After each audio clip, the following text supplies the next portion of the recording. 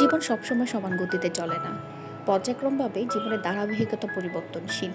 আমরা যেসব মেয়েরা বিয়ের আগে স্যারিতে মায়ের একশো একটা ডাকলেও আমাদের ঘুম ভাঙতো না, তারা কিন্তু বিয়ের পর ঠিকই গোটা একটা সংসার সামলাতে জেনে যায়। এই যে জীবনের ধারাবাহিকতার যে পরিবর্তনটা, এটা কিন্তু আসলে মন্দ না, তাই না? আসসালামু আলাইকুম এভরিওয়ান, আমি লামিয়া বলছি ঢাকা থেকে। আই হোপ আপনারা সবাই ভালো আছেন। আমি জানি আপনারা সবসময় রমজানের আগে প্রস্তুতি হিসেবে সমস্ত ব্লেন্ডিংয়ের যে কাজগুলো আছে ওইগুলো করে রাখেন, কিন্তু আমাকে এই যে আমি প্রথম রমজানের দিন হচ্ছে আমার সমস্ত আদা রসুন যেসব ব্লেন্ড করা দরকার ছিল, গোটা জিরা সব কিছু আমি ব্লেন্ড করে নিচ্ছিলাম। এটা ছিল প্রথম রমজানের সকালবেলা। আমি এখানে এই যে আদা ব্লেন্ড করে নিলাম, রসুন ব্লেন্ড করে নিলাম। সাথে আমি অলওয়েজ যেটা করি, আগে আমার বাটা মশলা খাওয়া হতো, বাটা যে জিরাটা হয় ওটা খাওয়া হতো, কিন্তু আসলে এখন এই যে ব্লেন্ড করা জিরাটা খাওয়া হয়। এখানে আমি ব্লেন্ডিংয়ে হচ্ছে জিরাটা করে নিয়েছি। নেওয়ার পর আমি সব কিছু ভালোভাবে বক্সে করে করে আমি ফ্রিজে রেখে দিয়েছিলাম।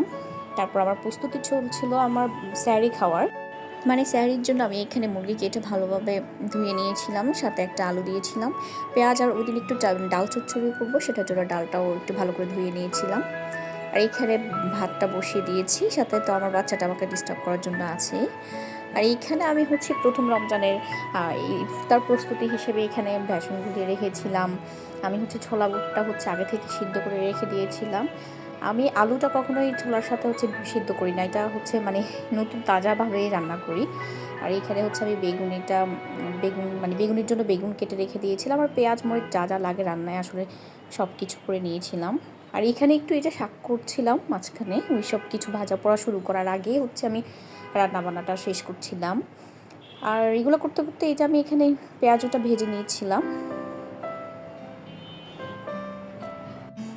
আর আসলে জীবনে প্রথম আমি নিজে হাতে ইফতার বানাচ্ছিলাম, তো তাই এত ব্যস্ততার মধ্যে আর কোনো ভিডিও নেওয়া আমার হয় নাই। অনেক বিজি ছিলাম, অনেক হিমশিম খাচ্ছিলাম একা একা সব কিছু বানাতে, বাট তারপরও প্রথম হিসেবে আমার কাছে পারফেক্টই মনে হয়েছে। আর আপনারা অবশ্যই জানাবেন কে কী বানিয়েছেন, এই রমজানে কে কী খাচ্ছেন। আর আমাদের জন্য দোয়া করবেন, আপনাদের জন্য দোয়া রইল। আমার যারা নতুন আছেন আমার চ্যানেলটাতে সাবস্ক্রাইব করে দিবেন প্লিজ। যারা এখন পর্যন্ত আমার ভিডিওটা কন্টিনিউ দেখেছেন তাদেরকে অনেক ধন্যবাদ।